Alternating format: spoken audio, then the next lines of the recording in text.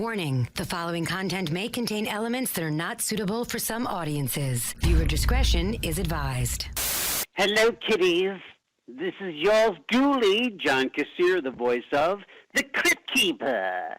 And you're listening to Slasher Radio.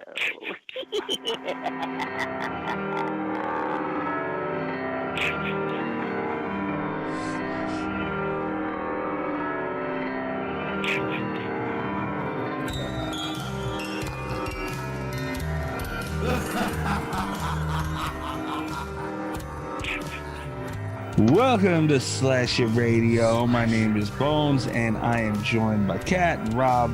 What's going on, ladies and gent? What's happening? Not much. How's it going? Same shit, different toilet. Yeah. And speaking of toilets, we got a hell of a movie this week. Oh no. Sorry. I did this. Yeah, Rob, you did. I had my reasons. We'll get to those later, but I just gotta say, it is getting ridiculous. Out of all the movies, there's so many great movies out there. Why do we do this to ourselves? Because you wouldn't do Velociraptor or Velocipaster. Velocipaster. Yeah. Like I said, there's so many great movies. Why do we do shit like that? Last week we had a movie that was Slasher Radio approved. Yeah. We did. You know, this one was, I picked this movie, but I did have reasons behind the pick. I didn't just, pick it. And I didn't pick it because it was a movie I liked, which I'll do sometimes. This is a sequel that everyone hated when it came out. I saw it when it came out, hated it just like everybody else. But now I'm starting to see like articles and just people on Twitter mentioning like, oh, you should revisit Book of Shadows. It's not as bad as you remember. So I kind of wanted to revisit it. But then I was like, well, if I have to watch this movie, it sucks. I want to watch it for the show, or I want to watch it for a reason, Yeah. It seemed to make sense to watch it again.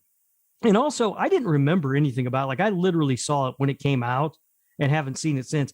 The only thing I remembered about Book of Shadows was I hated it.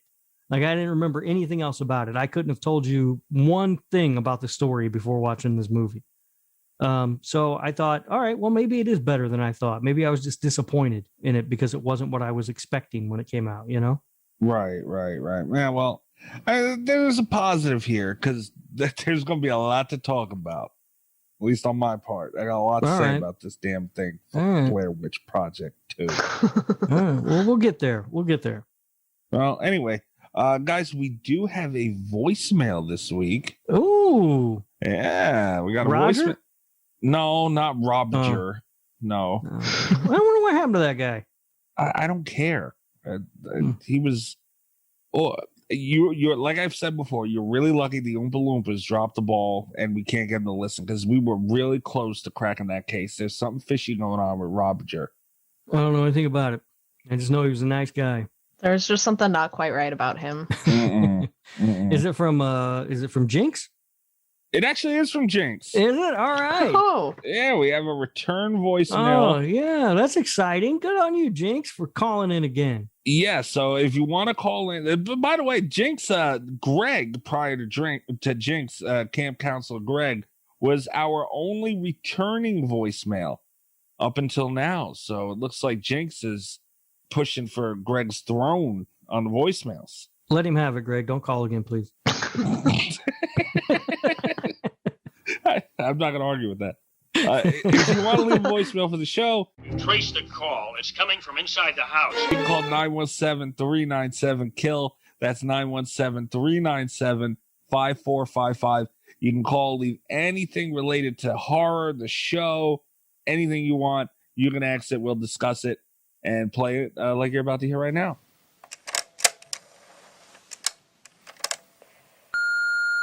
Oh, you son of a bitch. Why every time? This voicemail sucks, Jinx.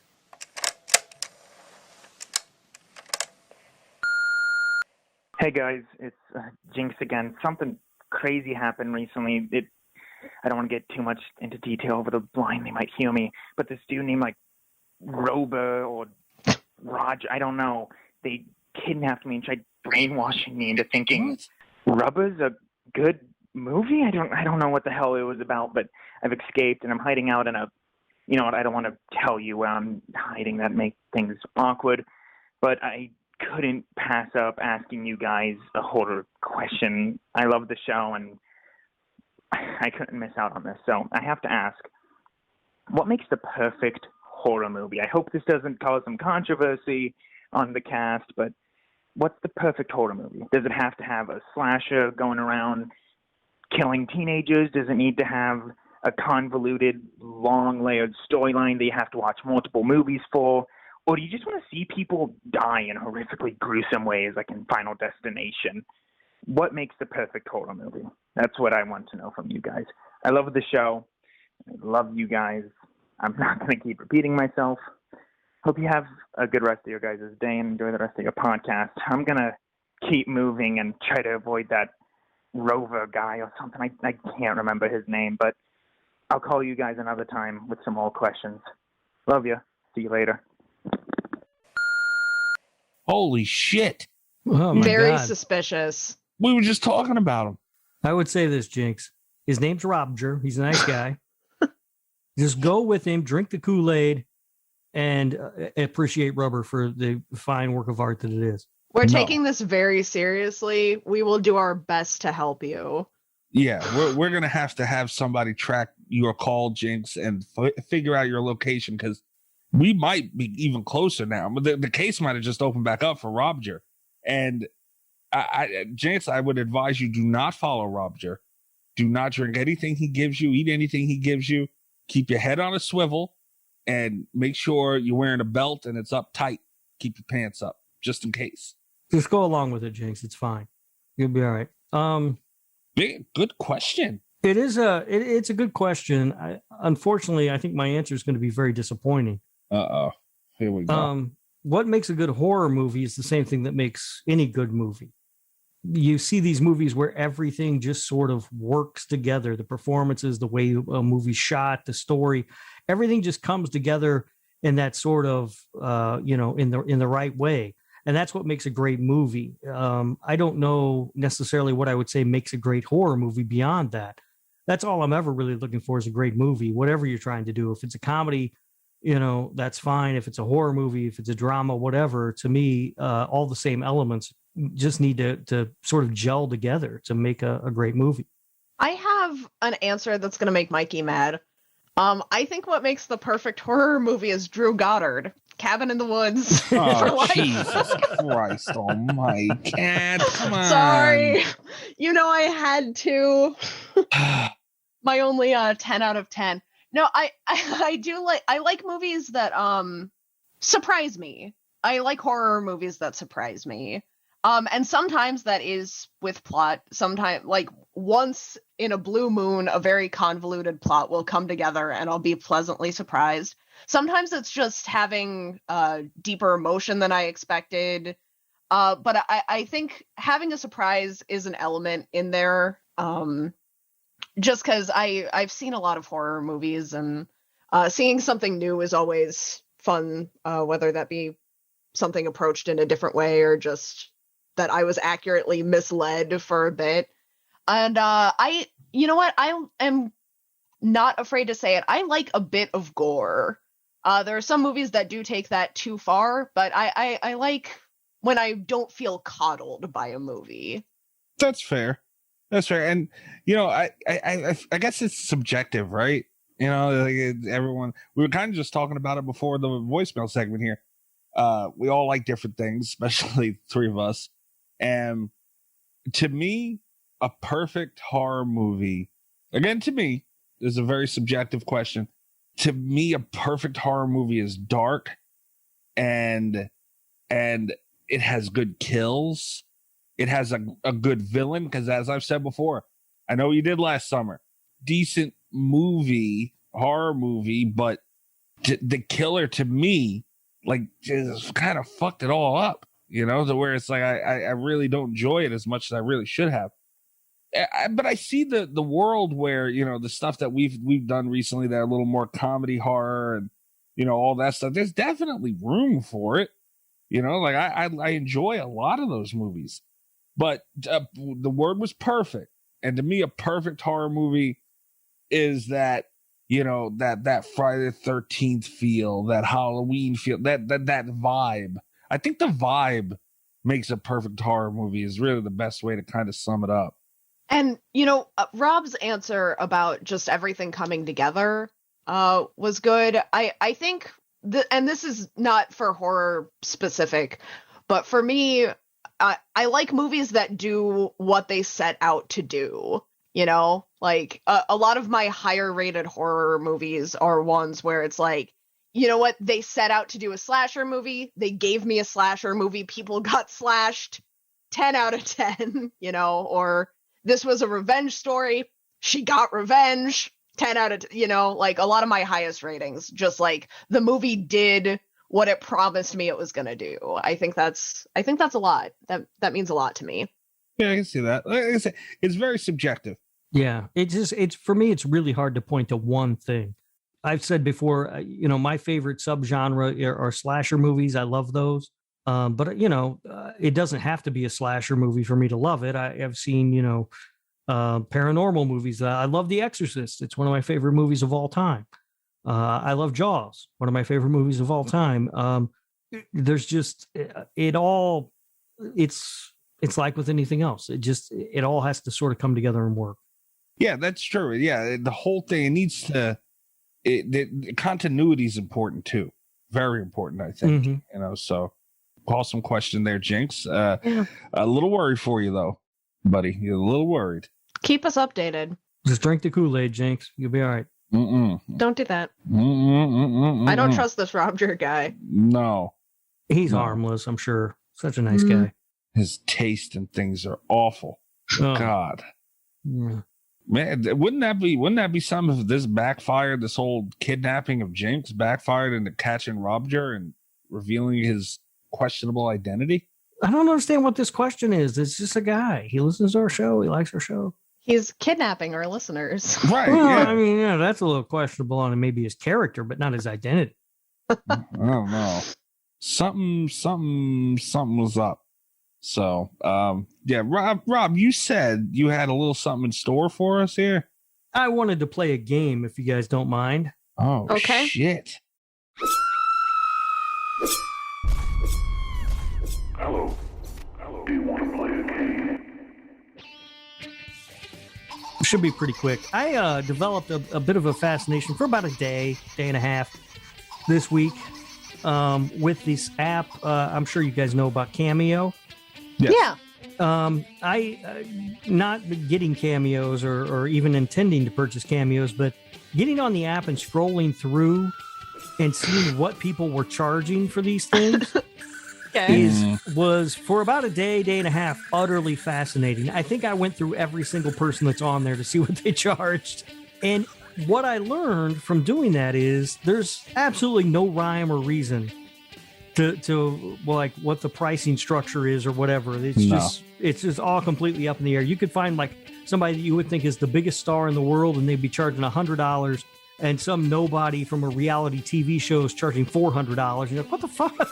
And people buy them. Yeah, how does that make any sense?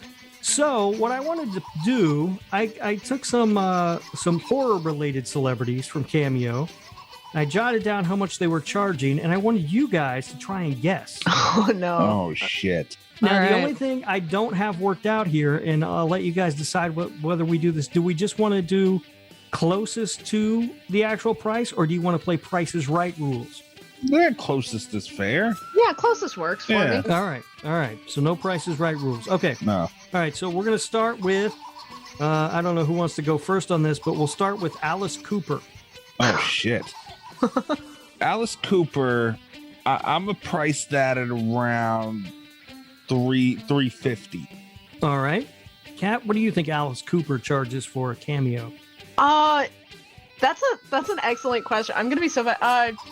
I'll say like $230. All right. And the winner of that point is Mikey. Who nailed it exactly. It is $350 to get a cameo. Wow. He seems pretentious. Like he would think his time for a 20-second video is worth that. Yeah. Yeah. Wow. Okay. Next up, from the Saw franchise, Oh shit. Miss Shawnee Smith. Ooh. This is gonna very quickly devolve into how much does Kat have in her bank account. I'm gonna go around 200. Okay. Kat? Fingers crossed, 125. It's as high as I'll go for it. All right. Kat checked her bank account for her answer. Kat wins the point on that one, as Miss Shawnee Smith charges $41. Get Oh my the God. fuck out of here. I told you it makes no sense. Dumb purchase of the week. Here we go. Kat's buying 4. Okay. Okay. Next up is Bill Moseley. Ooh. Bill Moseley has been on the show twice. Very, very nice man. So I don't think he's going to be high at all. But I do think there'll be a little value there because he's an icon in the genre. $100 flat. All right, Kat? Oh, I was thinking right around. I'll go up to like 150. All right. Mikey gets that point, but it was close. The correct answer is $120 Oh. Okay. Yeah. to get a cameo from Bill Moseley. Worth it. Great Next, Jason Voorhees himself, Kane Hodder. How much does Kane Hodder charge for a cameo? $500. Yeah. What the actual value is people should be paying. He should be paying people to be able to do this. I'm gonna go high on this one because we all know Kane Hodder don't do shit unless he's grossly overpaid. Damn, Kat. I was gonna go around 500. You know what? I'm gonna go like 400 because he really thinks who he is. All right, Mikey gets the point. The actual price for a cameo from Kane Hodder is $110. Really? Really? Mm-hmm. That's really reasonable. Is there a sale going I'm on impressed. on his thing? No. 80% off or something? Wow, Kane. Okay. All right, up next is Chris Sarandon of Fright Night fame and other movies that, but Fright Night, that's what we know him from, right? Yeah. I feel like this is a trick question because it shouldn't be high, but it might be. I'm gonna go 200. All right. Wow, Kat? we're on the same wavelength today. I'll go 100. I'll drop. Okay. All right. That point goes to Kat. She nailed it. It is $100 to get a cameo from Jerry Dandridge himself. Fair price. Yeah. Next up is Art the Clown, David Howard Thornton. How much does he charge for a cameo? $225. $225. Damn, he's hot right now. Yeah, I'm like, there's an inflation here for right now. Right. I'm gonna go 250 because I'm thinking around that too. Kat wins. The actual price for David Howard Thornton is $55. Oh, really? Good for him. Yep. He's not letting it go to his head. Yeah. I like it. He also did one for Kelly, by the way, all on his own. Creepazoid Kelly on Twitter, yes, for her birthday. They're good friends, yes. Oh, Yeah. that's nice. Yeah. And these prices, by the way, I checked them this afternoon, so they're the most recent prices that I had. So Kane's is up to 500. It could be by now. Who knows? All right. Next up, we have Nick Castle, the original Shape. 300. Oh, see, I was thinking lower. I'm thinking like 180. And the point goes to Kat. Damn it. You can get a cameo from Nick Castle for $110. Okay. All right. Yeah, which seems like a fair price. Yes, yeah, but he's Nick Castle, so I figured he could have. People would pay that. Right, yeah. Yeah, he could have gone higher. Absolutely. How about getting a cameo from Pinhead, Mr. Doug Bradley? Oh. Checks my bank account. I'll go 80. It's what I have after the Shawnee Smith cameo. After 3 Shawnee Smiths, she'll get a Doug Bradley. Nah, there's no way. Doug Bradley also. It's gotta be more than that, right? Right. Also on this show, has been on the show and yelled at me once, which, I like. I always like to bring that up. I like him more. Why'd he yell at you? What'd you do?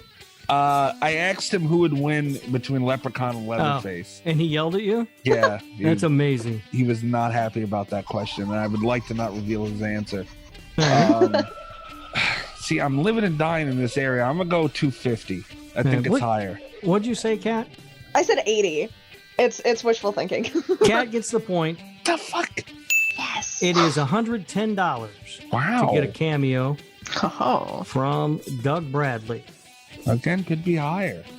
Yeah, it could be.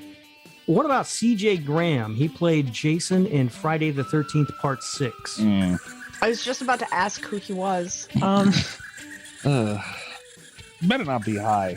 First one I haven't heard of. Yeah, I'm gonna say like 175. Okay.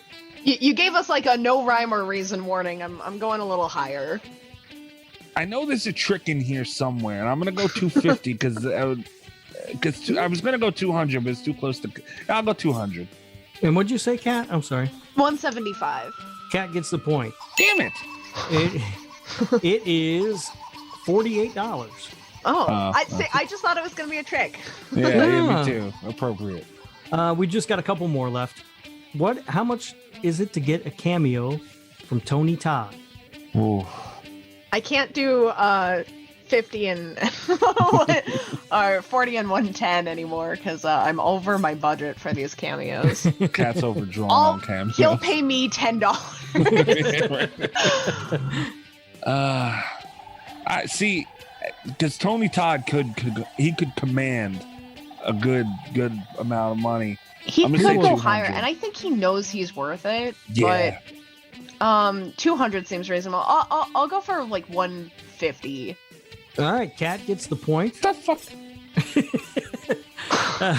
Tony Todd will do a cameo for you for $110. Wow. Pick him 110 from now on. Damn it. And finally, the very last one that I picked is Robert England. Oh. How much for a cameo from Robert England? 112. No. 200? I'm going 3. He could, 3. Kat gets the point. Damn. It is $210 to get a cameo from Robert England. So The final score there is Kat 8, Mikey 3. The hell. So there you go. Anyway, I just thought that'd be kind of fun to do, just something a little different. And we don't do that kind of thing very often. But as I was going through Cameo, like I said, some of those are really reasonable. Yeah. So, and that's the whole thing. It's that way across the board. Now, the most expensive one that I saw was $1,000. Oh wow! Any guesses who it was? Someone from Jersey Shore. No. No. It was Marlon Wayans. Really? Yeah. Wow, I'm disappointed in him. No rhyme or reason to these things. All right. I guess it's sort of, you set your own price, right? So I guess it's whatever you feel your time is worth. Yeah. And apparently Marlon Wayans feels he should be paid $1,000 every 20 seconds. That's fair. Very disappointed. I love Marlon Wayans, man. Yeah. I love him. But damn, Marlon, come on now, man. Yeah. I think Magic Johnson was charging $850. I was just going to say, like, what if I, as a nobody, what if I was just like $5 for a cameo, just to see how many people would fall for it? You could do it. I think I might. Do you think Dan the Ball Man will buy one? Just to support? Maybe, yeah. How is Dan the Ball Man? You know what? As far as I know, he's doing fine. We haven't talked. I've been sick. I've been like not talking to anybody. Yeah. He hasn't checked on me. I'm mad at him. No, I take it back. Wait a minute. Dan, quit being a dick. Come on. Come on, man. You're the ball man, not the dick man. Well, and that's another thing. 3 to 4 weeks have now gone by, and Dan still is not at all curious what we needed permission to use his name for. It's amazing. That's a little weird. I could be dead also. Like that too. Yeah. Although maybe there's a reason he hasn't called to check on you. I can't think of anything that I've done recently that he would not approve of. I guess he did listen to the show. Okay. Sorry, Dan. We see you, Dan.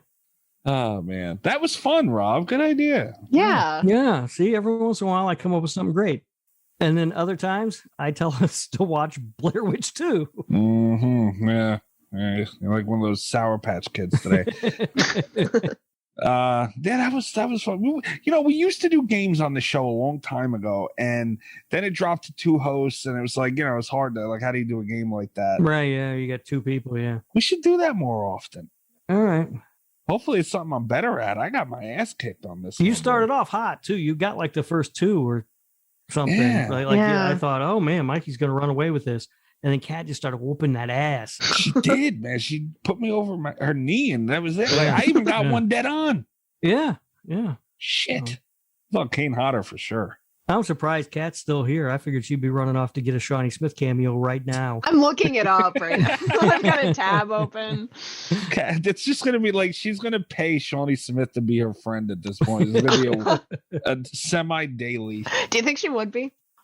I'm trying to. I figure if I write enough Saw articles, eventually I'll have enough like Saw cred that I can write a philosophy guide. I can write like Saw and philosophy, and then retire off of the $40 I make. I can see that. All right, guys, you want to get into the news? Yeah. No, not on Cameo, by the way, before we get into the news real quick. Logan Browning's not on there, nor is Emma Roberts. So that's how he was looking. Okay. There we go. Like, Emma Roberts, can you do a cameo for me? Actually crazy. You have to be crazy. Rob's like, oh, my cameo's in. Let me get the lotion. Anyway, I'm looking forward. I want to get the news over with because I haven't looked forward to shitting on a movie in a long time. All right, let's jump into the news then. It's time to hump the news with Rob Humphrey. He's not a genius.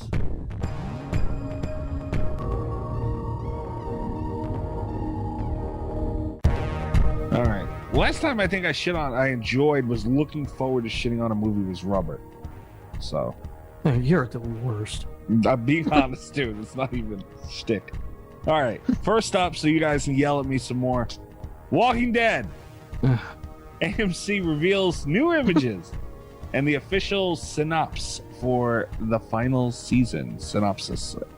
I've been drinking too much. For the final season.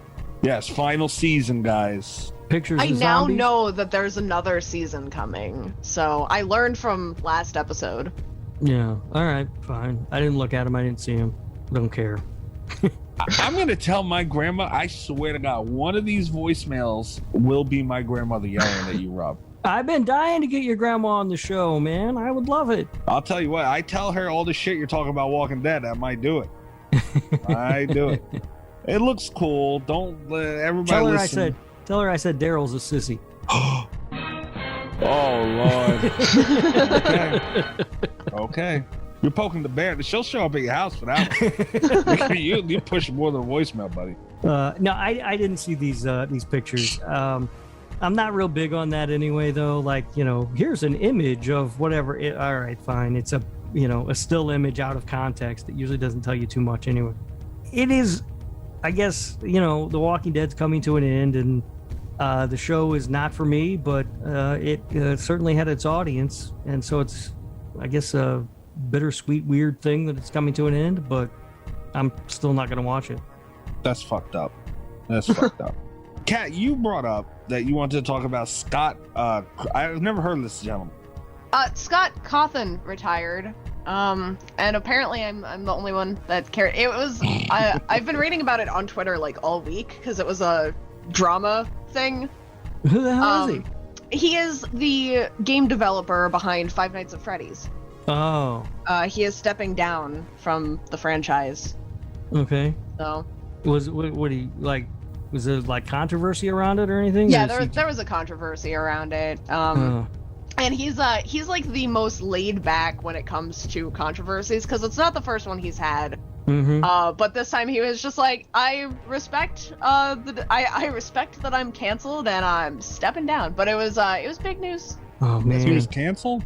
Yeah. He didn't bang those puppets, did he? It was for the puppet banging. That's hilarious. Oh wow, he's not following one fucking person on Twitter. Oh, no. I hate that. Oh, he thinks who the fuck he is, Scott. Yeah. Fuck you. Wow. He hasn't tweeted since 2017. He tweeted. Wow, Rob, you're really gonna like this. He has 220. What the fuck is wrong with people? 228.5 thousand followers, right? Mm-hmm. follows no one, right? Mm-hmm. Has tweeted once.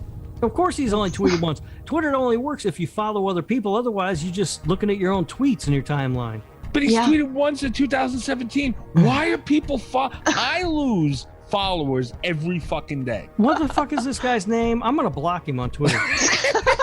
Scott Coffin.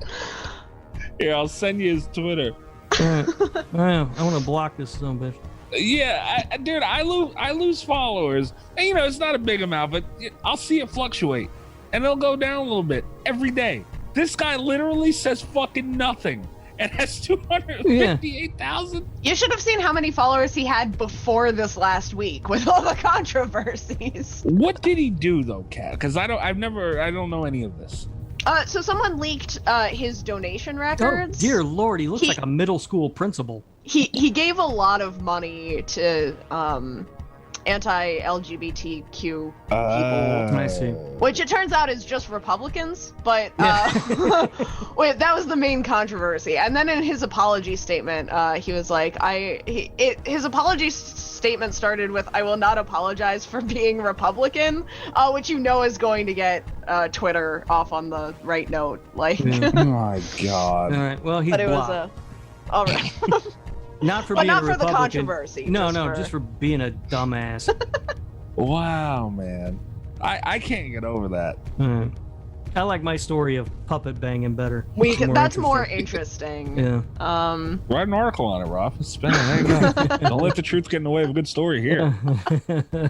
But it's a big deal for like the and it's kind of again it's kind of a bittersweet thing because I am not Scott Cawthon's biggest fan, but it is sad because as a fan of indie horror games, this was like the once in a million success story, and it's kind of sad that it's ended in controversy and retirement. Yeah, I just looked him up now. Like I said, I have no idea, but there is a website that I would imagine belongs to him, and it's scottgames.com. It seems like this is his website, which now only has an image of pretty much, I'm not reading this whole fucking thing, but it seems like this is his retirement speech for the most part. And what I did catch skimming through this is this the end of the Five Nights at Freddy's games? No, that just means someone else will eventually be running the show. Yeah. I wonder if that this sort of controversy around it is going to be enough for Blumhouse to pull the plug on the movie. That is kind of one of the reasons I wanted to talk about it, because they were finally making progress with the movie, and now I'm curious. I don't really know why they would need to. The property's going to remain around. It's still going to be a popular property. I had never even heard of this guy, let alone a controversy around him, so it wouldn't have hurt, me buying a ticket to the movie. It still won't hurt me buying a ticket to the movie. Yeah.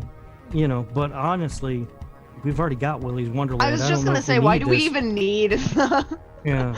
I mean, if Blumhouse is doing it, we need it, man. And if I was Jason Blum, I mean, the stock for this thing has to be as low. Buy the rights. I mean, I know he's not a gaming company, right? But if you buy the rights to it and just make, but it's fucked up, man. Because, like you said, this should not affect how people feel about the games, the movie, any of that. But it will, and no one's heard of this guy.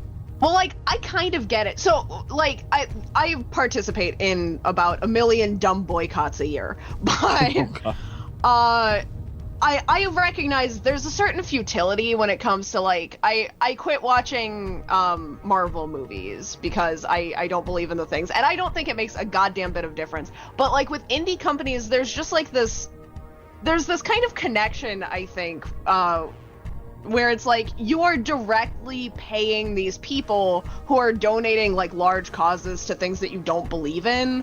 It feels like a bigger impact, I think, in the indie community. Wait, what happened with Marvel movies? Why are you off those? Because a lot of those have great messages. Black Panther was a big rallying point for African Americans. They finally got a superhero and stuff. And I really like Marvel movie. Well, I really like a lot of Marvel movies, but the guy that owns the company is a big jackass. Oh, really? Yeah. Is he banging the superheroes? Not to mention that Disney also I'm boycotting, which bought out Marvel, and now like and that one's more hypothetical because again it doesn't matter, but like in an indie context it feels more direct, you know?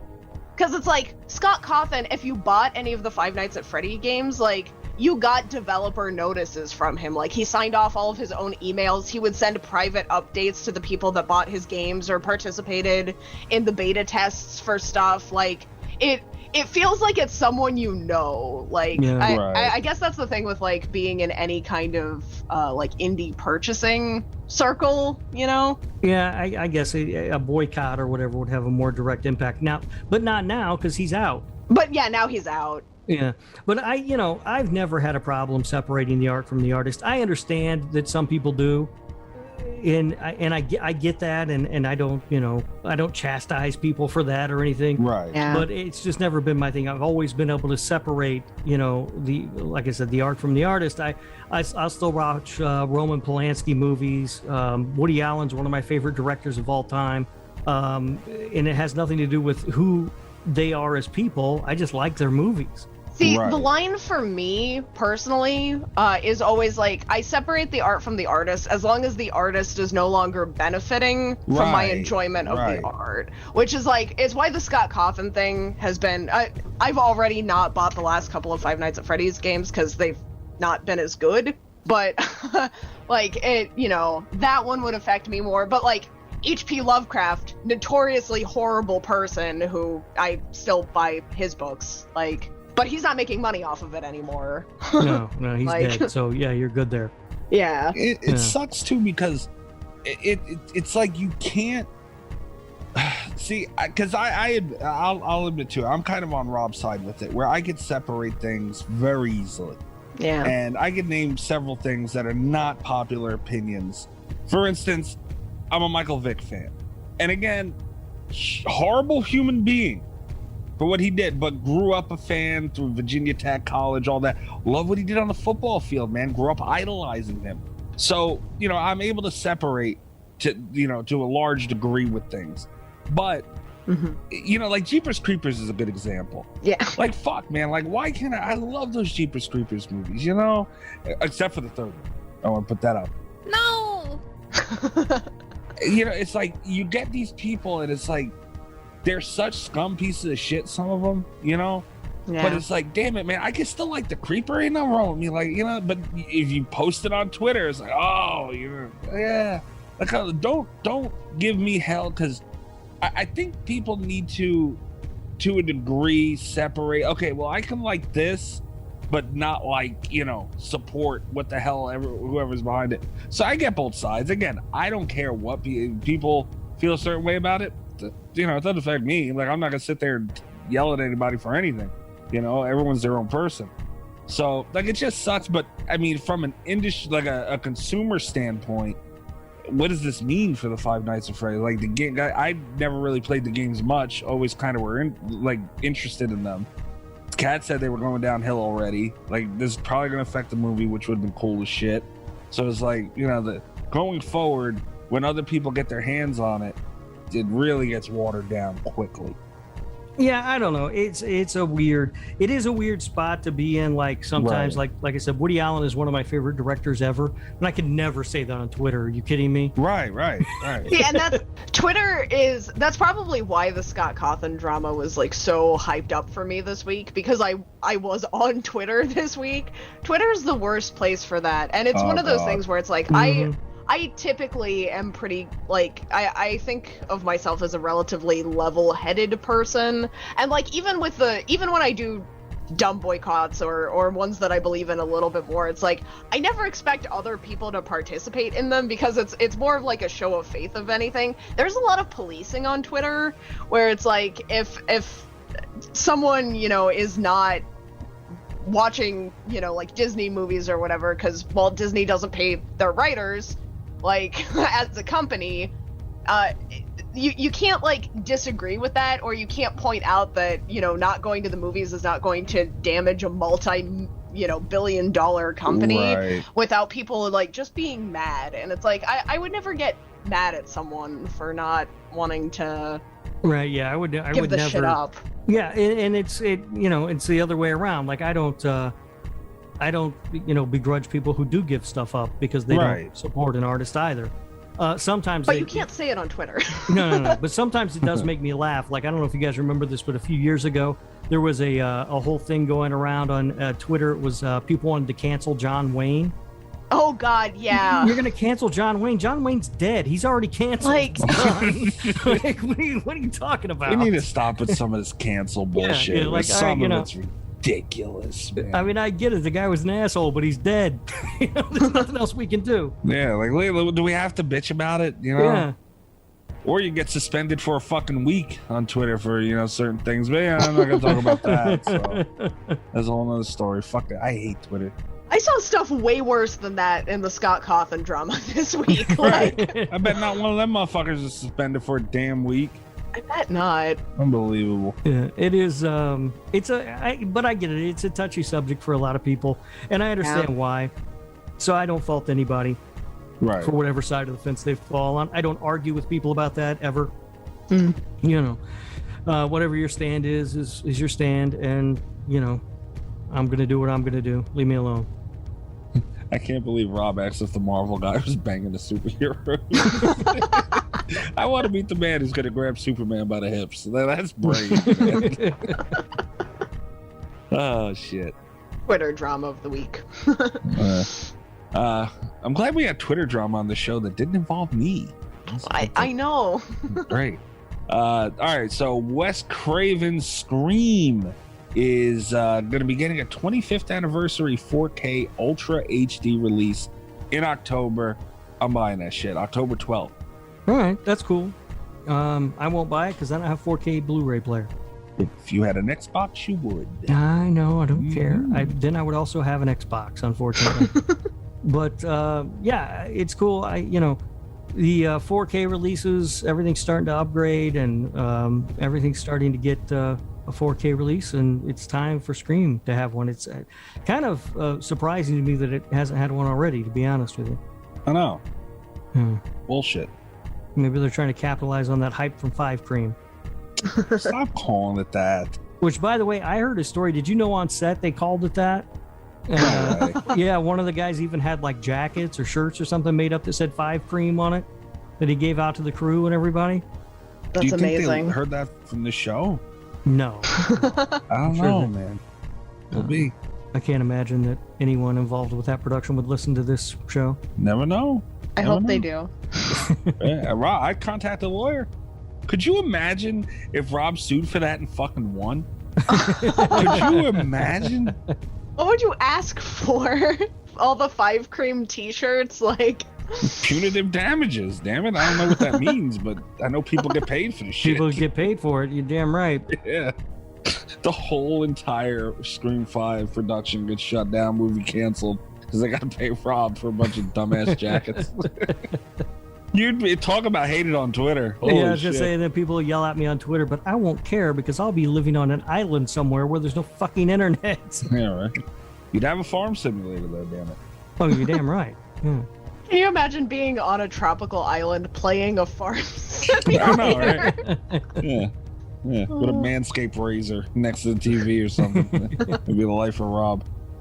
All right, next up, Tiff is back. What's her name? Holy shit, how am I blanking?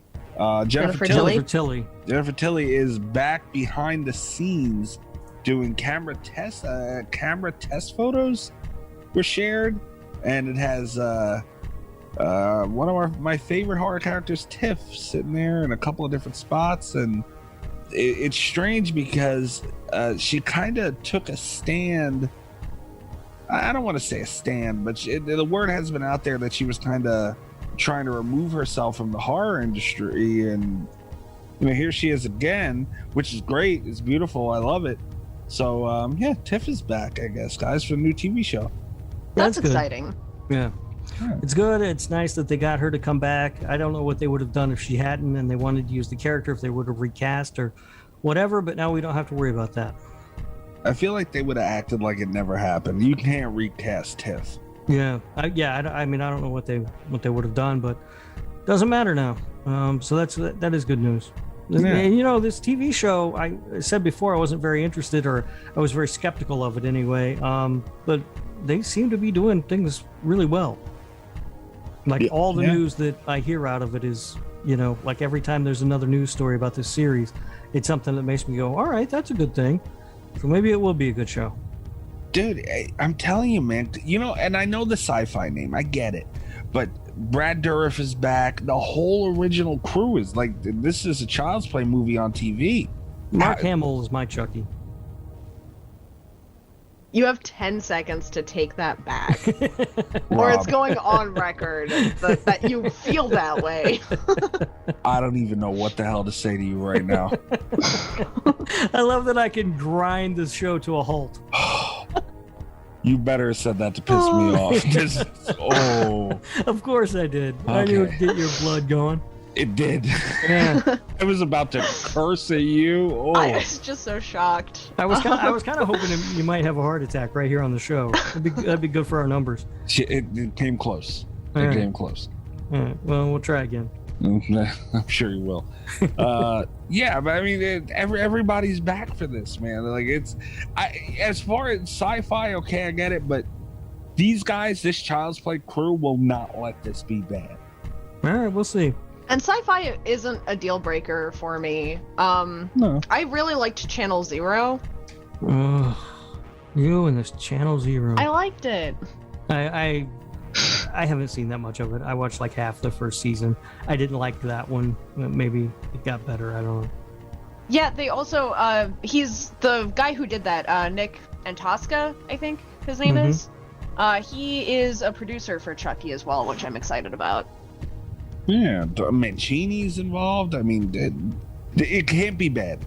I have zero in my head, just no thought at all that this will be bad. That's Mikey sounds an awful lot like somebody who's going to be really disappointed.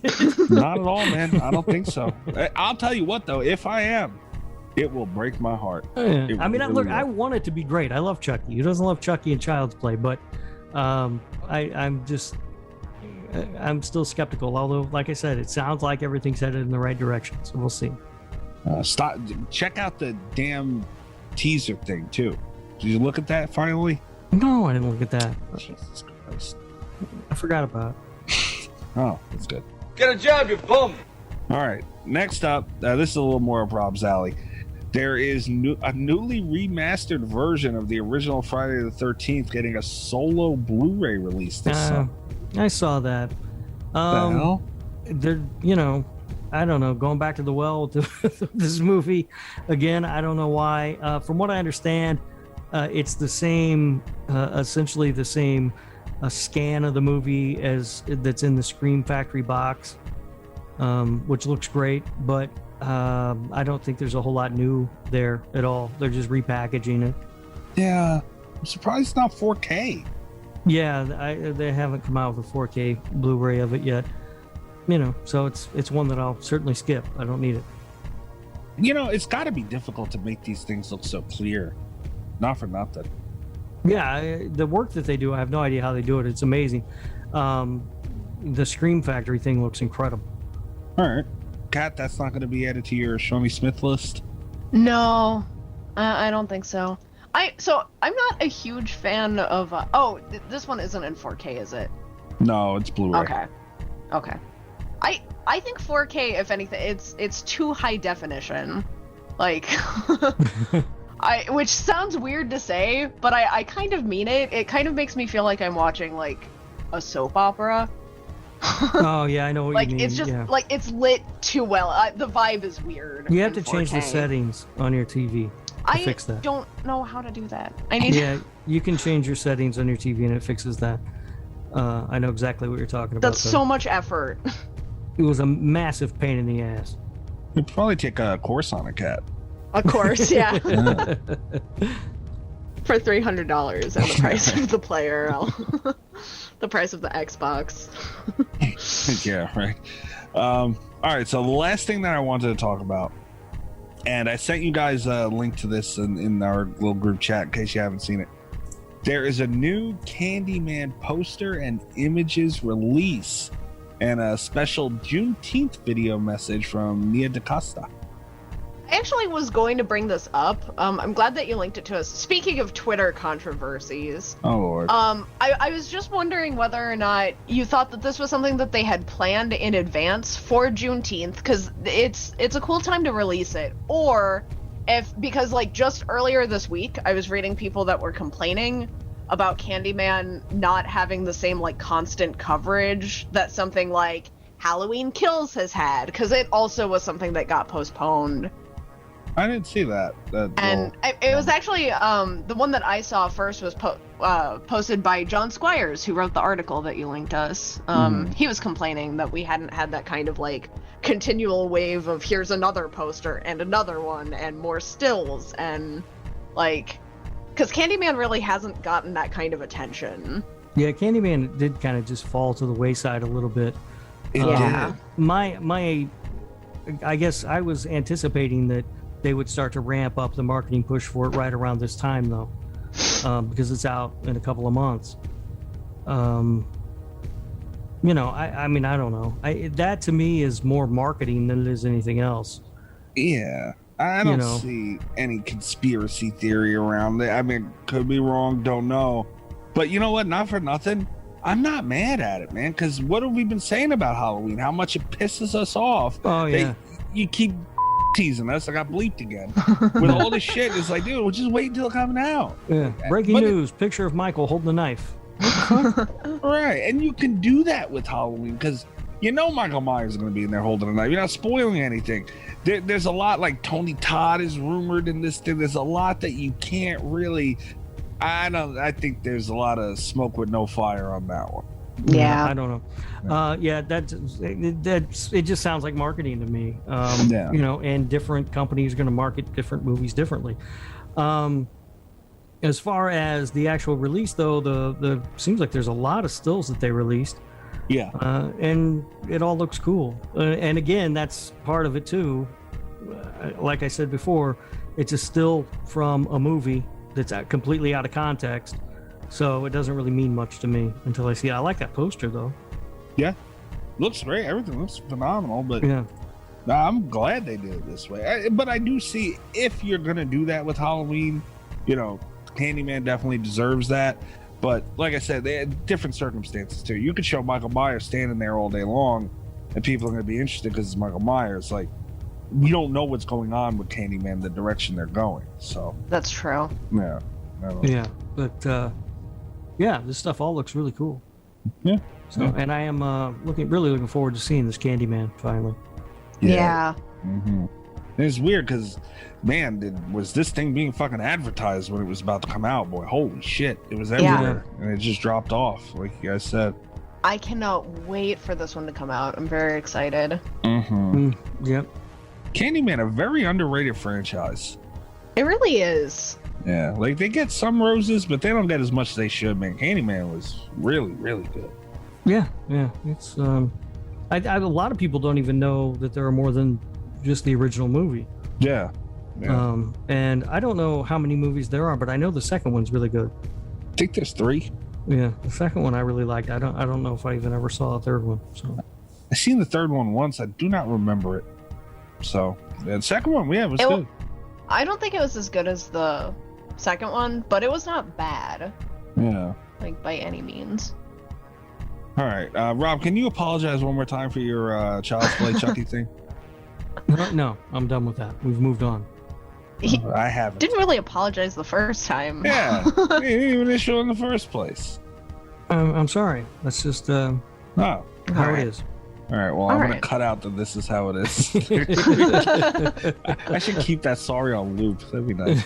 If only you took an editing course. Yeah, I know. Yeah. What am I going to do? Know how to do that. All right, guys, we are going to be right back and hit you up with the Blair Witch Project 2. What the fuck? Whew.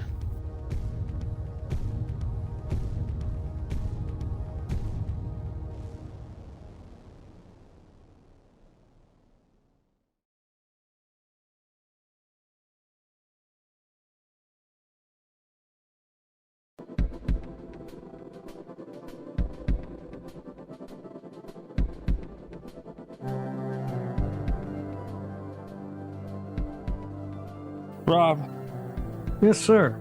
why did you do this to us? I've already went over this.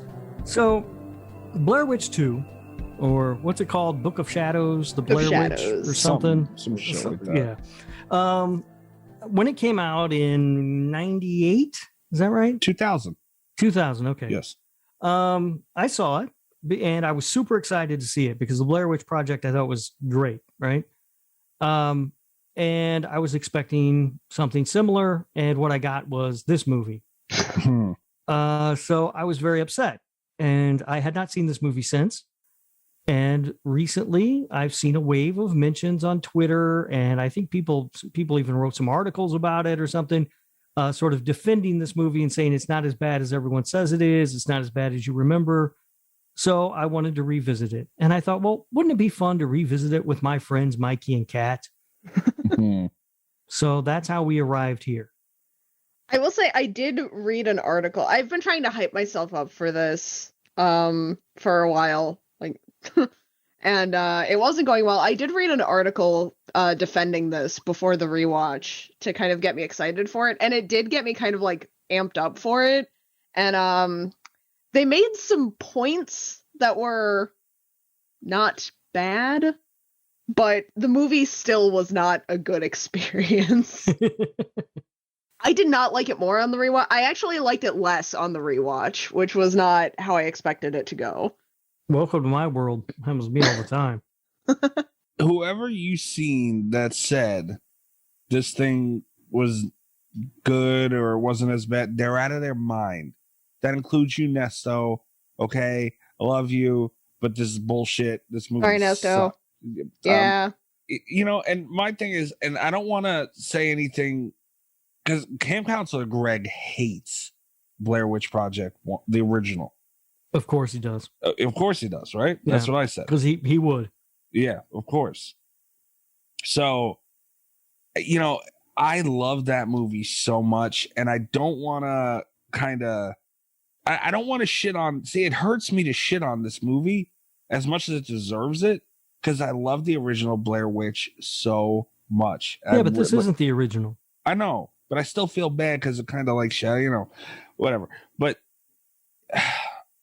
I don't understand why this had to be done to this movie.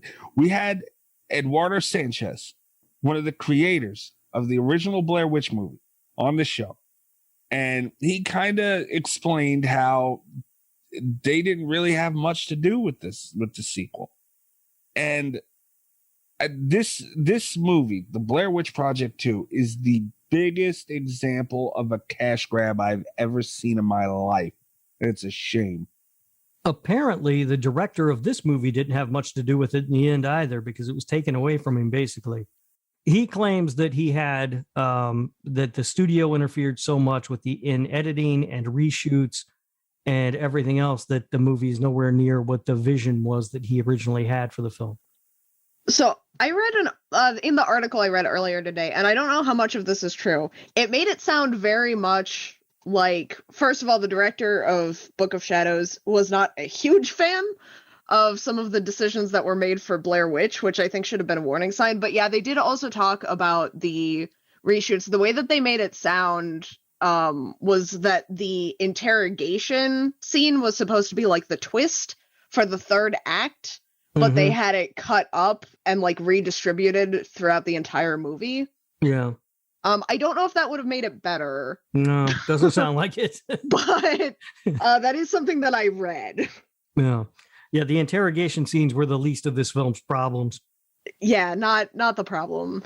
So wait, Rob, you never really. So do you like this damn thing? All right, well, here's what I have in my notes. The very last thing I wrote down in my notes. The last line of this movie is, "That's fucking bullshit." And that's exactly how I feel. Oh, I wrote one of those too. It was a different line, but it was, I took a quote that summed up the movie for me. This makes no sense. I know it doesn't. Was the one that I had.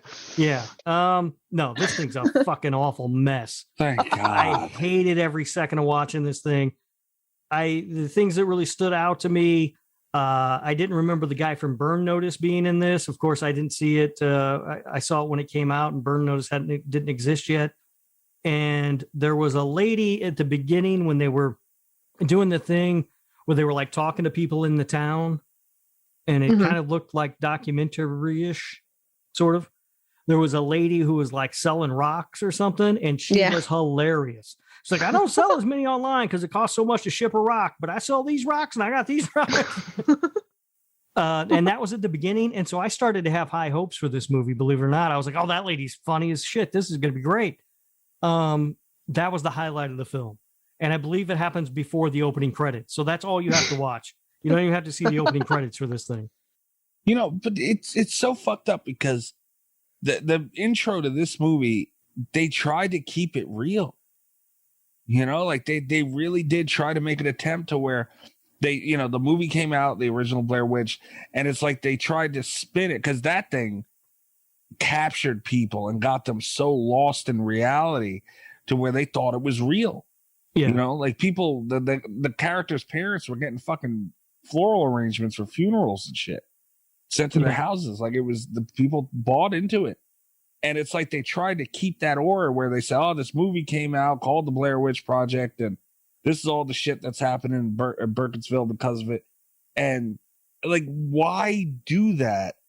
Like, if why they're just going to have a narrative after it. Right. That's obviously fiction. Right. They started off in an interesting way. They did. This movie starts off and it seems like it is going to be an interesting look at sort of commerce, which is centered around tragedy. I think that there's a great movie to be made about that, but this movie's not it at all. There were a lot of really interesting cons. I know a lot of people, like when it first came out, a lot of people were agitated that it started by kind of ruining the mystique that Blair Witch Project had. But I don't think that at all. I think this was a really bold way to start Blair Witch Project 2. And I think that if they had followed through like on the tragedy, commerce, or even just like the blurring of fiction and reality, like there were good stories to tell based off of like the first 2 minutes of the movie that did not get told. Yeah, they start off and there are, like you said, a few different angles that they could have looked at that would have been that could have been really interesting, and then they just sort of abandoned them and turned it into a mess of what the fuck. I mean, I don't know about you guys, but there was a large chunk of this movie where I had no idea what the hell was happening. Yeah. And it's not as if it is explained in any real way that really makes sense to me at the end. It's just like, okay, here's some shit that happened that makes no sense. And they just move on. I thought it was just me, and I thought you guys were going to make fun of me in all honesty. Because I was going to make fun of you, but not for that. Okay. I actually read a couple reviews afterward that I think helped me get what they were going for. But like at the end of the movie on my own, that was not my takeaway. My takeaway was confusion. I was like, I was lost. And I'm sorry, this is the least scary, quote unquote, horror movie I have ever seen. Oh my God. Nothing. The scariest thing in this movie is a fucking tree that's growing through some ruins. And it isn't scary at all. That was one of the things that I had noticed and noted down. The paranormal aspects of this movie, they were complete misses. You know, like none of it was scary. None of it even looked good. Not for nothing. Like all the spirits or, you know, whatever you want to call them that they caught on camera and all this stuff. None of it looked good. That topless girl looked good. But she didn't look scary. No. She wasn't scary, but. And even like they have that big reveal when she's in the closet and they like turn her around and she's dead. I did not realize she was supposed to be dead because it was just her standing there. Yeah. She's just standing there. Yeah. And then they're like screaming that she's died. And it's like, oh, well, I understand how that would be a scary reveal, but I didn't get that. Yeah. No, just nothing. There's nothing scary about this movie at all. I mean, it's not even like there aren't even any like cheap jump scares or anything. No. It's just like this bland movie that doesn't make sense. That's just sort of there. Cash grab, man. Yeah, I mean, it is so bad. I didn't. None of the acting is good. No, none of it. And even the guy from Burn Notice, who I like a lot, so much so that I call him the guy from Burn Notice and not his real name because I don't know it. He isn't even good in this movie. I have really overacted in my notes several times. Yeah, I mean, there is not one performance in this film that's good. And you know, and I noted that too. We all did. I mean, it's glaring. But yeah. the biggest problem with that, I mean, we like it, Friday the 13th movies. The acting is not a strong point in any of right. it, you know. But there's a difference between. See, the problem. I think the biggest problem with that is with the acting is the original. The acting was such a big fucking deal, man, and it was what got people that blurred that line in reality for so many people. And we've heard the stories of, you know, hiding food and purposely getting them lost, waking them up in the middle of the night. All these tricks that Eduardo Sanchez and them used to try and pull some legitimacy and real fear and whatever emotions out of these characters. And it came through so well. And then you get this. Yeah. Like, you can't. I mean, Did we consider it was intentional? Like, Blair Witch was so good. They had this marketing campaign where they're like, you don't know if it's real or not. Blair Witch 2 is like, it was all fake, and now we're going to give you a fake movie to fit that vibe. Right. Like, yeah. And I, you know, you talk about the acting in the Friday the 13th movies. I would say that someone in every one of those movies you can point to, at least one person, go, they did a good job. Yeah. Yeah. There's nothing here. I have seen porn movies that have better acting than this shit. Sure you have. Yeah, I mean, they are just awful. Every single person in this film is just, they're overacting and terrible. And the characters they're playing are also awful.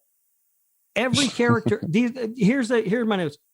Again, all of these characters are one note. You've got the Wiccan, who never talks about anything but being Wiccan. Yeah. Right? That's the only thing we ever hear about her talk about. We don't know anything else about this girl other than she's a witch. You've got Elvira, the psychic. We just know that she's just a psychic. That's all we need to know. You've got the author guy who's just a dickhead, and you got Burn Notice. The only character in this movie that isn't one note is Tristan. And she's no note. There's nothing to her. Like, she doesn't even have a defining characteristic, so much so that I had to Google her to look up the character's name to put it in my notes. Because I don't know who she is. She's the one who loses her baby. She's the one with the miscarriage. Yeah, I got her name, but only because I thought they were saying Kristen. Uh-huh. And then Tristan is a weird name. A little bit. It kind of stuck out. But that was the most memorable thing to me about her. Yeah, there is nothing to that character. There's not one of these characters other than the characteristic that they were given that you could tell me anything else about. Which is really sad, because I actually liked first of all, Elvira's name is Kim, which I don't like so much.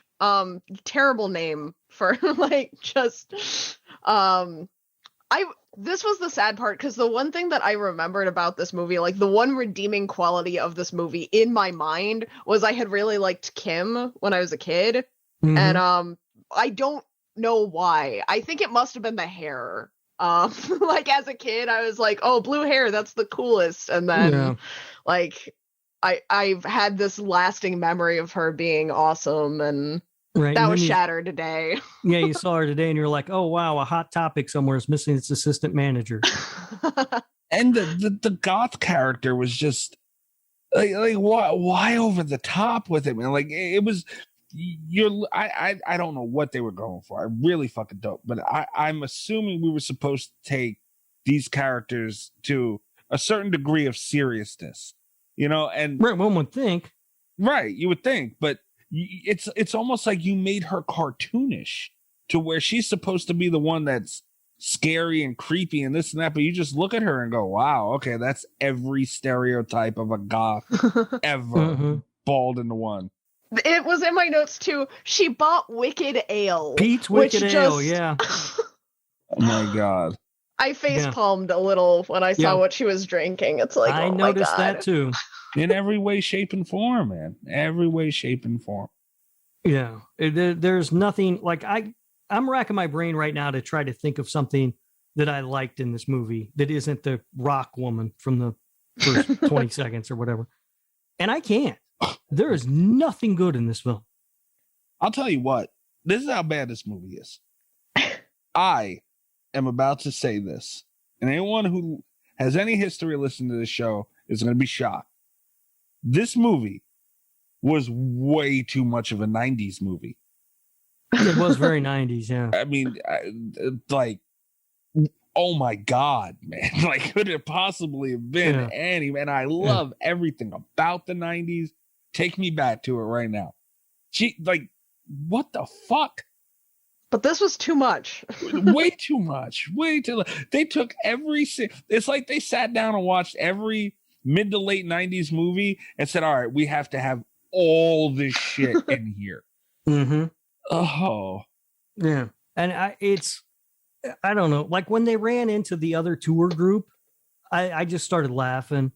I was like, oh, maybe they're making a comedy. Maybe that's what they decided to do. Maybe Book of Shadows is really a comedy, because that seems like something that would be in a comedy, not in a horror movie that I was supposed to take with any sort of seriousness. I can't think of one good thing to say about this movie. It was so bad. Oh my God, the music. 90s. Oh my God. Also in my note, my first note for this actually is the soundtrack is a lot, which 90s. I said like the second track into the soundtrack where it was just a lot already. Yeah, it's just awful. And it just kept going. It had so many songs in it. Mm-hmm. Mm-hmm. It wasn't like a score. It wasn't like a backup track to draw our attention to certain moments. It was like a full-on 90s mix that just played in the back of the movie. Yep. Yeah. A 90s mix that if you made it, you would label worst songs of the 90s. Because there's not a single good one. There weren't any good ones. Not one, man. Not fucking one. I can't believe I'm saying it. Like I have never seen anything. I mean, I love movies. I love Scream is one of my favorite franchises. I love Urban Legend. You know, like I'm a 90s guy, man. And this was just, I was sick with 90s. I couldn't believe it. I wanted it to be off as soon as possible. And, you know, we talked about it with Jinx's question earlier, where there's so many different gears you could shift to in horror. And, you know, comedy horror has its place. We love those movies. We talked about it. But you can't go within a fucking franchise. You can't change like that. You just can't, especially the second one. Like, Jesus Christ. Yeah. Oh, I'm so glad you didn't like this movie, Raw. I was really, I was revving up for a battle with you today. Well, you saw this fucking thing. There's no way I could like this movie. No one can like this movie. If anyone were to like this movie, it would be you. No, come on now. I want to talk about the article a little bit. I want to talk about the person that did like this movie because it brought up a really interesting point. They got something very deep and meaningful out of this movie that I support but did not experience. Okay.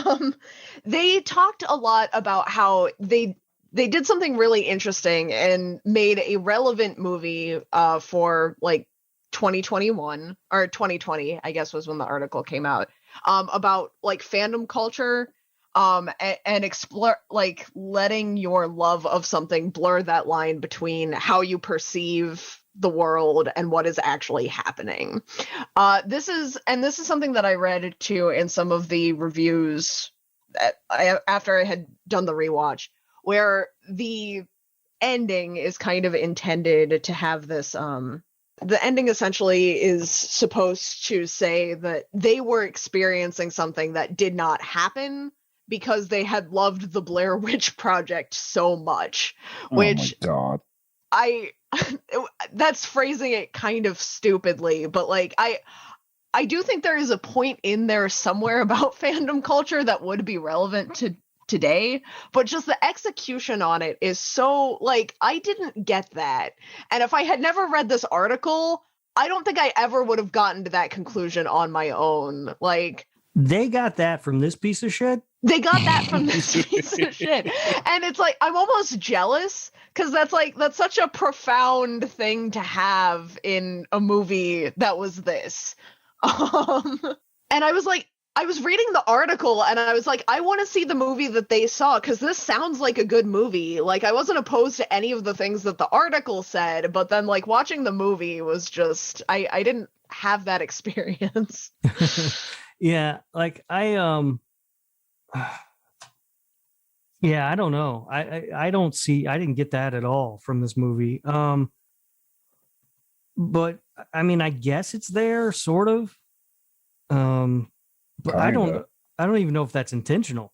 I guess maybe that was, if you look at that as the point, it is a little bit better. Maybe the concept is better. I don't know. The movie doesn't get any better, but No. like it's kind of a cool concept, I think, where just like you love something so much that you stop being able to see. And that was kind of one of the things they talked about. They pulled up a line from it, where the film can lie, but footage can't. And it was like, and they said that was kind of the thing. The narrative was the main source of the film, where we're being lied to by what the characters perceive, but then the footage that they take is all what actually happened, and they're killing themselves over their fascination with this movie and the idea that something paranormal is happening to them. And I think that dichotomy would make a really interesting story, but it pains me that that's not what I watched. Like, yeah, I was gonna say, I don't know if that was the story that they were trying to tell. They missed. They did a really, really shit job of telling it, because I didn't get any of that at all. I mean, I can kind of see it, but I don't know. That feels that to me almost feels like somebody looking for something that's not there. Yeah, that's yeah. He's not wrong. Yeah, you know, I don't know if any true explanation was ever given by anybody. I mean, stuff like that, I really truly think there's just people sitting there telling you what they think happened. Like, I don't feel like there's any real context there. I don't what. Here's the real question: why did they go away from found footage? Why would they do that? I mean, honestly, I didn't hate the decision to go away from found footage. That was the least of my problems with this movie. You know, I mean, if I were going to give this movie and the filmmakers credit for anything, it would be for trying to do something different than the original, because it would have been easy to just make another movie about a group of kids going out to find the spot where the first group of kids got murdered and get lost in the woods and do the same thing over again. They decided not to do that. And I honestly don't think that was a terrible decision. I think what they did was a terrible decision. Probably a series of them, but I don't think that getting away from the found footage was necessarily a terrible decision.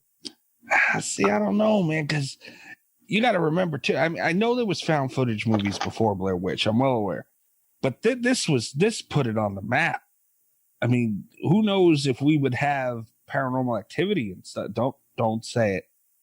Without the Blair Witch franchise, or I don't even want to call it a franchise, the movie. We would have never gotten that fucking pool cleaner. Oh my God, can you imagine? Come on, with the pool cleaner. Fuck that pool cleaner. Anyway, God damn it. You know, it's like, I don't know. I guess I could see maybe he's doing something different. I understand. But like, are you allowed to?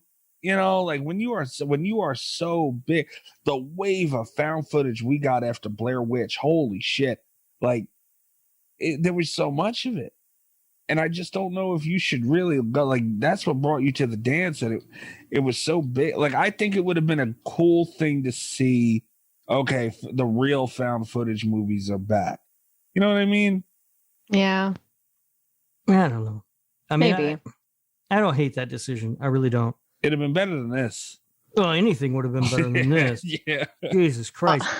I ended up pulling it up just because I felt bad that I didn't have the reference for it. It's It's an article from Observer by Rafael Montemayor Fuck him. called Book of Shadows, Blair Witch 2 is better than it gets any credit for. Fuck him. Wow, what And an asshole! the line that I wanted to bring your attention to, which, like all good lines to make Mikey happy, starts with, like Scream. Oh, Book hell. of Shadows is interested in exploring how fandom quickly becomes fanaticism as the characters get so committed to their own beliefs in the Blair Witch or the paranormal that it obscures how they interpret reality. This was Berlinger's main goal with Book of Shadows, stemming from the director's disgust over the first film's blurring of fiction and fact. In the audio commentary, he explains that it was inspired by the lazy consumption of media and how readily the public is willing to accept that something shot on video is real. Hold on. Before we go any further, hang on. Can we leave Scream alone? All right, everybody. Can we just leave Scream the fuck alone? I just wanted to say it's. I understand. I'm not mad at you, Kat, even though I have reason to be on this topic, but I'm not mad at you right now. Can we all just leave fucking Scream alone? Every time something does something different, it doesn't have to be fucking labeled as Scream. Like right? Scream. No. I refuse. No. Stop. With fucking leave Scream. Scream had nothing to do with this. Do not bother Scream with this, okay? God damn it. Do you want me to start comparing things to Cabin in the Woods instead? This is a lot closer to Cabin in the Woods. Like Cabin in the Woods, Scream is a satirical take on the horror genre while still having a loving appreciation. What did I do to you, Kat? What did I do? I'm sorry. Come on now. But yeah, I read this article and I've actually read it a couple times this evening before recording this. I'm just amazed that someone got this deep of a message out of Book of Shadows. I'm fascinated with this article. Can see, like the fact that when you point it out, I can see it. But again, I feel like it's somebody stretching to find something that's maybe I not would have there. had to watch this so many times before I came up with anything that deep to say about Book of Shadows. I can't imagine ever watching this fucking thing again. I would rather have sat in my chair and stared at my television turned off. Just blank screen for 90 minutes than watch this thing. I could have come up with a better movie in my head, yeah. Just ridiculously bad. I don't know what they were thinking, man. And something as powerful as Blair Witch. And maybe it's just me, because, you know, I'm a 90s guy. I was born in 89, but, you know, I grew up in the 90s. And this movie was it was for me. Like, I was the well, I might have been a little young, but you get the point. Like, this was my time. And damn it, man. Like, why they have to do this to this movie? Like, this movie Blair Witch 1 did absolutely nothing to fucking deserve this. What a shame. Yeah, it is not a worthy sequel, that is for sure. No. And we one of the other things I wanted to talk about just a little bit, you kind of touched on it when you were talking about how one-dimensional all the characters were, but I wanted to talk about the Wiccan character. Ugh. Did you know she's a witch? She's a witch. Did you know that I actually used to be a witch and was a little bit offended? This made me want to rejoin the religion just so that I could be more accurately offended now. First of all, I've never met anyone that, and to be fair, like any religion, there are people who are like overzealous about being a Wiccan.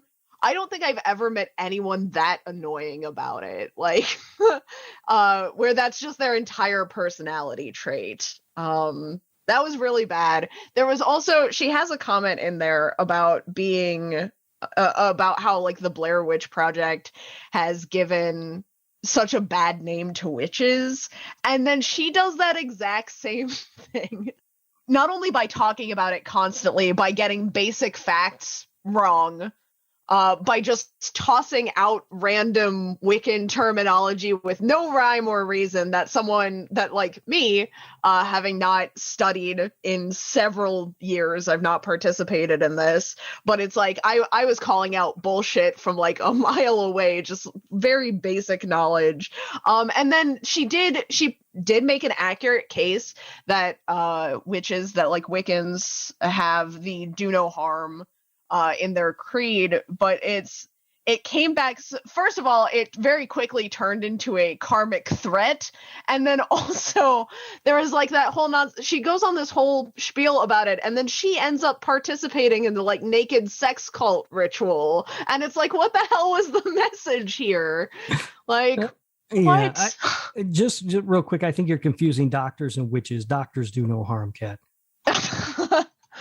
No, it's part of the Wiccan creed. And I had that in my notes about the weird orgy thing, but my take on it was a bit different. My take was, imagine participating in a crazy orgy in the woods and then blacking out and having no memory of it. That would suck. Oh, that'd be a heartbreak. Yeah, that's fucked up. Yeah, and then you found out later, and you're like, what? I don't remember any of that. What the fuck? I had an entire orgy, and I didn't know about it. God, that's the horror in all this. That's the scary part. That is. That's the scary part. That's the scariest part of this movie. Then that fucking tree. Yeah, the fucking tree. That they talked about twice. There were 2 scenes around the tree in this fucking movie. You know, I do want to point something out, though. And this is for every single person, camp counselor, Greg, you included, that give the original Blair Witch Project shit for the ending. Because I'm tired of hearing about the fucking ending of that movie and everyone's shitting all over it. This movie right here is why they didn't show you anything. This is why. Yeah. Because no matter what, dude, this was terrible. This was absolutely fucking awful. I would counter with the reason why they didn't show you anything is that the budget for that was 2 sticks of gum and the power of prayer. Yeah, $300,000. Yeah, pretty much. Yeah, $300,000 was the budget for that movie. That's not a lot of money to make a movie by any means at all. Man, it's not.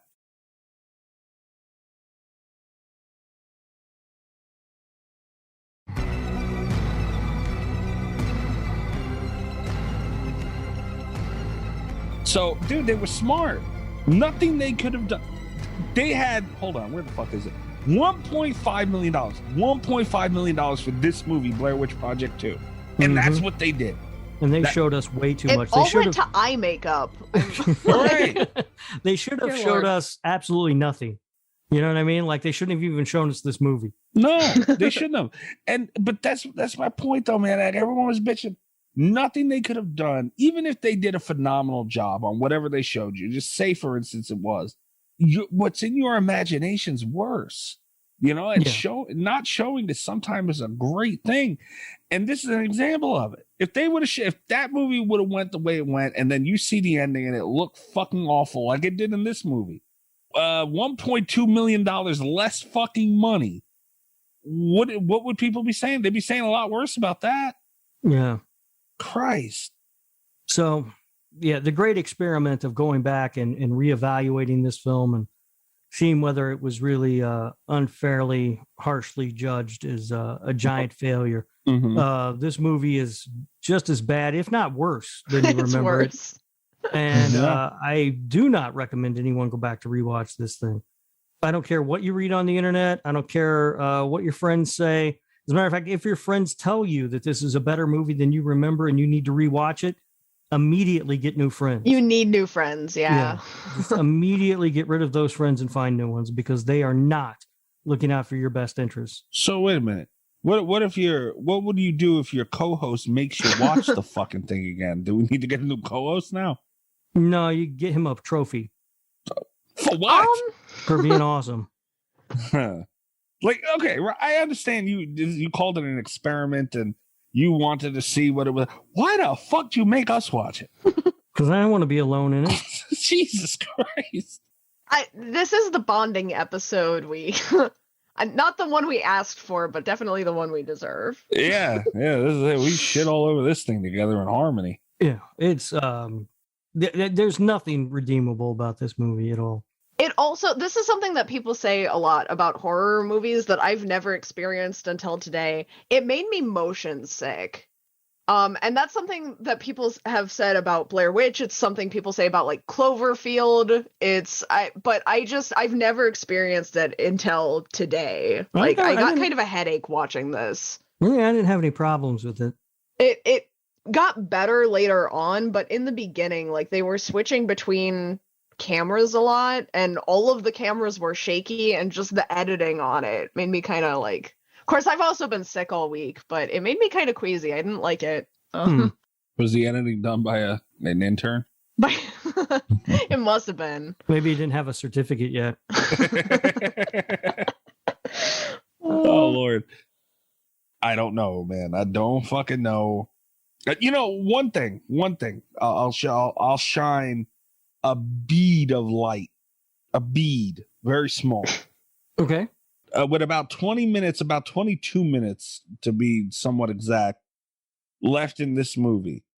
They kind of, sort of, a little bit gave you that feel of the witch really breaking them down mentally. She's in their head. They're losing their mind. Reality's all over the place. And that's what the Blair Witch was. You know, like, I don't know what all this other bullshit they were throwing around was. Oh, shit, I got to sneeze. Oh, fuck. Wow. Yeah. Anyway.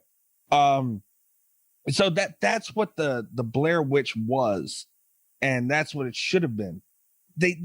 Why are we just feeling that with 20 minutes left?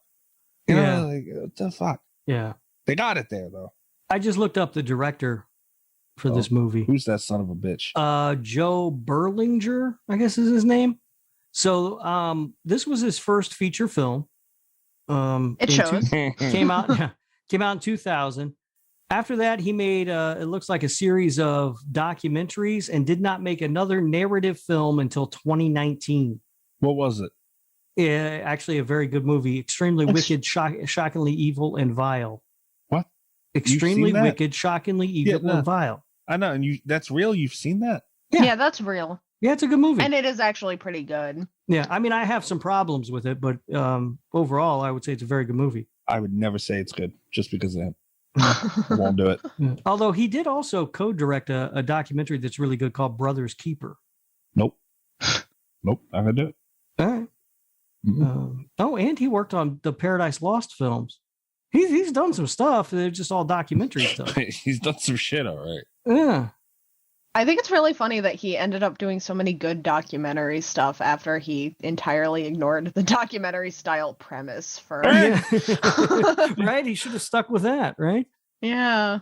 Yeah. It's so anyway. The idea was to go back and revisit this movie, and I actually, after seeing so many people over. And it was a fairly short span of time where I saw these comments about this movie over the, a couple of weeks. I saw not a ton of people mention this movie, but enough for me to go, what the hell's going on with Blair Witch 2? Why are people talking about that? I have learned a lesson, and that is that I was right all along. Most people are stupid. Why did it take you to watch this thing again for you to learn that lesson, though? It's the real question. I told you that when you brought it up. We could have saved ourselves an hour and a half. Listen, I brought this movie up. You guys could have vetoed it at any time. You were both on board. Yeah, that's a little bit on us. I bring up movies every week that get vetoed. You sure do. You brought up movies after that got vetoed. Jesus Christ, man. I don't know, man. I really don't know. Towards the end, the goth girl, she had like that X cut on her shoulder. It got to the point where it looked like someone just wrote an X with a red marker on her shoulder. I swear to God. That's how bad this was. Well, they were running out of money. They spent all the money on eye makeup and had to come up with something. They got some of that. And wicked ale. Yeah. They got some red eye makeup. Fucking Christ, man. Oh my God. I'm trying to look through my notes. I think we've talked about almost everything that I had there. I do have a lot of quotes that I don't even remember. I think I just wanted to talk about the delivery of certain lines. And how awful they were. Yeah. I have a lot of things that like don't make sense out of context. Like, where the fuck are my cameras? I imagine was said really badly. Someone actually said twerp, apparently, according to my notes. And then I did the only other one that really got me is at the end, multiple characters got stuck in the loop of just saying I didn't do that, and it annoyed the fuck out of me. Yeah. Yeah, they did show that. I didn't do that. Yeah, they did show that all. sort of together because they all sort of got the reveal at the same time of what actually happened. Yeah. And so they all said they didn't do that. Multiple times. They each said it more than once. Yeah. But the one guy really summed up the movie with the final line being, "This is fucking bullshit." Because you are right, sir. I sat here for 90 minutes thinking the exact same damn thing. I mean, normally when a movie has issues, I can say, well, here's how I would have fixed it, or something along those lines. I got nothing for this movie. There's no way to fix it. The only way you could have fixed this was by taking the film out of the camera and burning it. He's not wrong. I don't know. You could have let the article writer take a crack at it. He seemed to know what it was about. Yeah, he seemed to really feel like there was something there. I didn't see it. I didn't get any of that. No. Like I said, I did get some themes or ideas that they sort of set up, but then never pursued or paid off at all. That could have made it maybe interesting, but I don't know. Maybe. Yeah, this was just all around. Acting was terrible. The music was terrible. It wasn't shot particularly well. The story was a mess. It was convoluted fucking nightmare. The characters were all just given a card that said, "You're the witch, you're the psychic, you're the guy from Burn Notice, go act." Just bad. Just a terrible movie. And you made us watch it. I did. I did. And I'm sort of proud of that. That's fucked up. That's real messed up right there. You should be ashamed. I do think this is the worst one that we've seen since I've joined by a long shot. By a long shot. Bad CGI Sharks was worse. No. Yeah. No. How dare you? Yeah. And that shows you how much I hate that damn movie. I don't understand you. Yep, that's worse. I said it. I ain't taking it back. Man.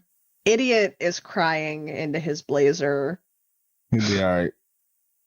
Can we do a Portnoy on this? I'm done. I feel better. I got it all out. Yeah, I got nothing else to say about this thing unless you just want me to keep repeating. It's awful. It's awful. It's awful. Well, my Portnoy, who, by the way, Davey Portnoy from Barstool got unsuspended on Twitter. That's a beautiful thing. My Portnoy for this is a 1.2, and I mean that. All right. Yeah. With the coming off of a movie as iconic as the Blair Witch, give me a fucking break, man. I've seen sequels not measure up, and I get it. And we've had Nightmare on Elm Street was not a good sequel. Nightmare on Elm Street 2, not a good movie at all. Terrible movie. It ain't a 1.2. It didn't do this. At least it makes sense. Right. Right.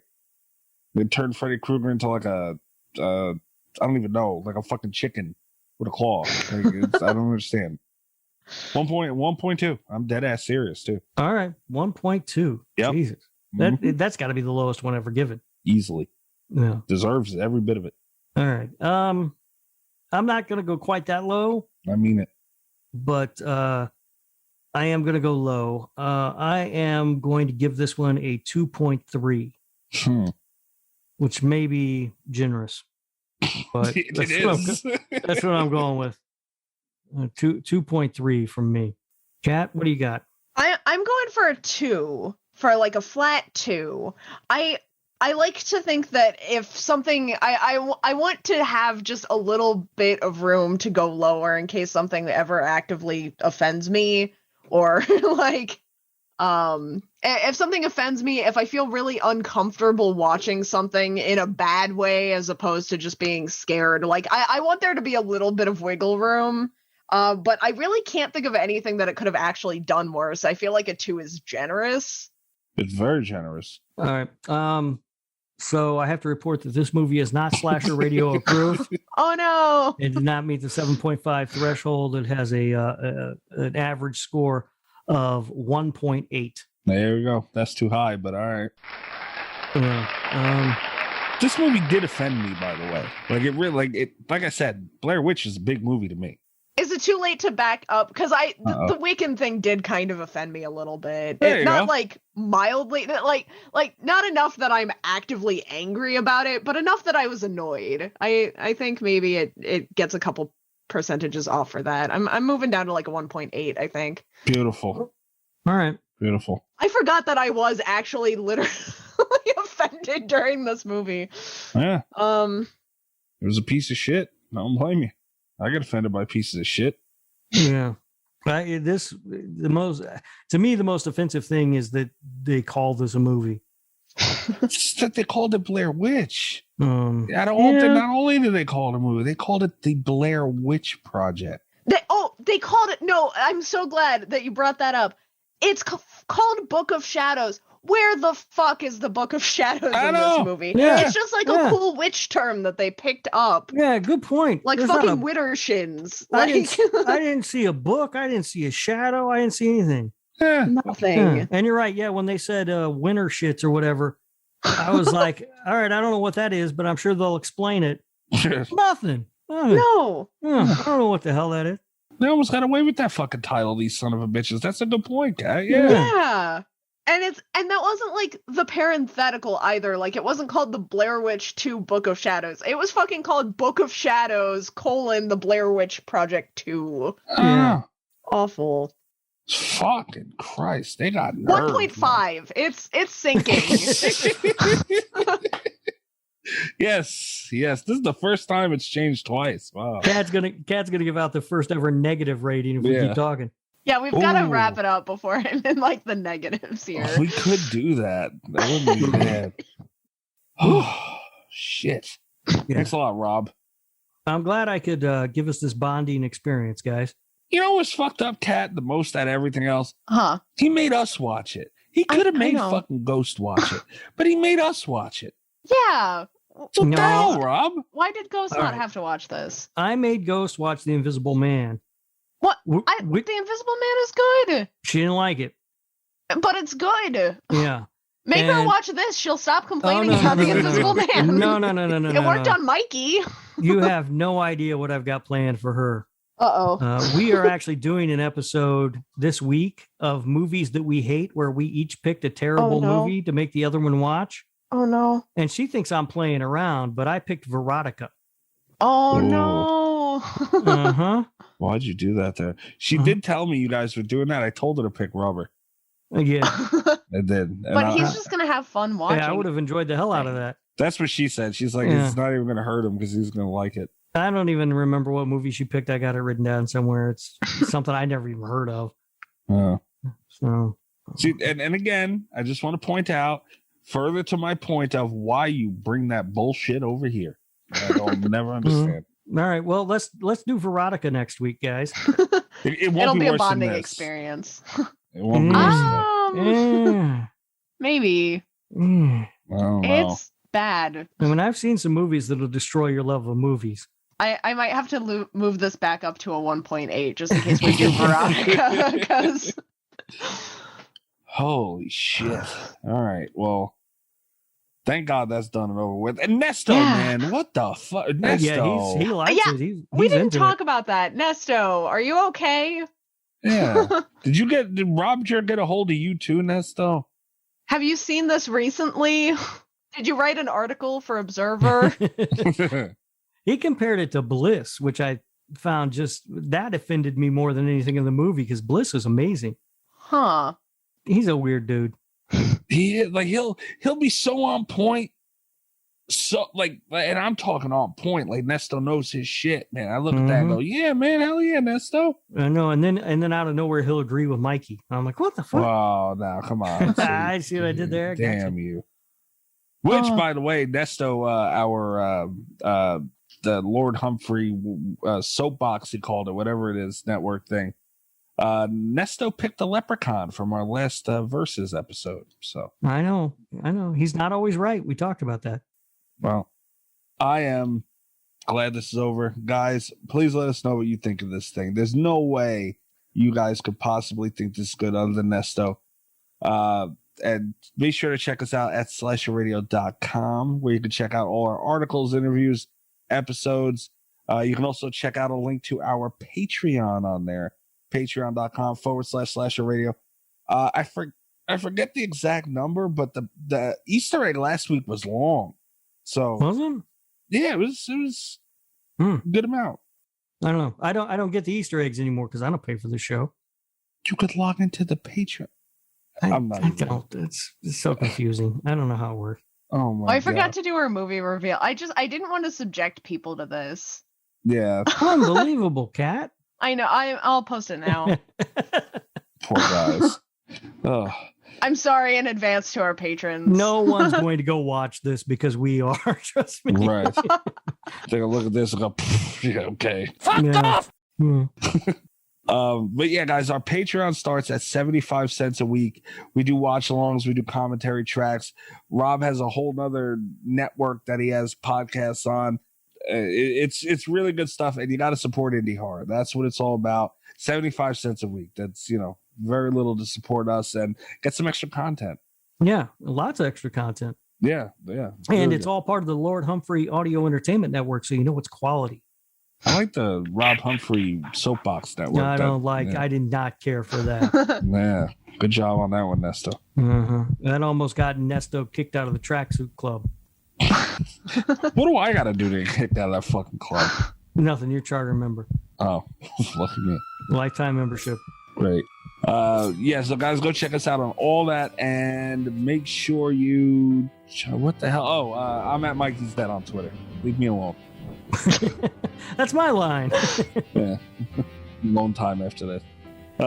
Rob, where are you at? I'm on Twitter at RadioRob123. You can also listen to my other show, This Horror Life, wherever you are listening to Slasher Radio, where I will be making Ghost watch Verotica. So mean. Lucky Ghost. Maybe the meanest thing I've ever done. Yeah. No. And you made me watch Book of Shadows this week. Yeah. What the fuck, man? You don't gotta torture us. Kat, where are they finding you? You can find me on Twitter at cat_velour, VOLEUR.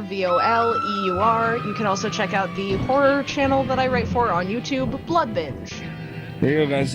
Be sure to come check us out next week. Subscribe wherever you're listening to this. It helps out a lot. Good night from Slasher Radio. All the best of Slasher Radio podcast.